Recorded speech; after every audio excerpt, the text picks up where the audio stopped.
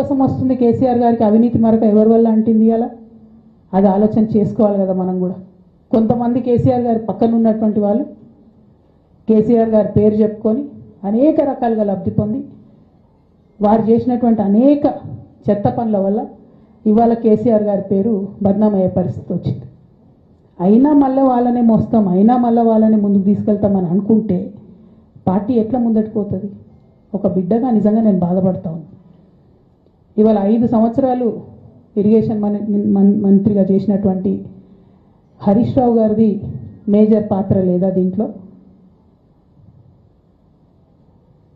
అందుకే కదా కేసీఆర్ గారు వారిని సెకండ్ టర్మ్లో తప్పించిండ్రు. ఈ మొత్తం కాళేశ్వరం ఎపిసోడ్లో కేసీఆర్ గారికి మరక అంటిందంటే 2-3 వ్యక్తులు కారణం.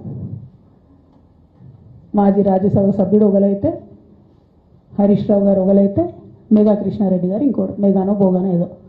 ఈ పెద్ద పెద్ద కాంట్రాక్టర్లు అందరితో కుమ్మక్కై కేసీఆర్ గారు ప్రజల కోసం ఆలోచన చేస్తే, నీళ్ళ కోసం ఆలోచన చేస్తే, వీళ్ళు సొంత వనరుల కోసం, డెవలప్మెంట్ కోసం, ఆస్తులు పెంచుకోవడం కోసం ఆలోచన చేసి ఇవాళ మీ వల్ల రేవంత్ రెడ్డి లాంటి వ్యక్తి, తెలంగాణ ఉద్యమానికి సంబంధం లేని వ్యక్తి, కేసీఆర్ గారి కాలి గోటికి సరిపోని వ్యక్తి, ఆయన నిలబడి కేసీఆర్ గారిని చేయెత్తి చూపించి కేసీఆర్ గారి మీద సిబిఐ ఇవాళ నేను వేస్తా అని చెప్తున్నాడంటే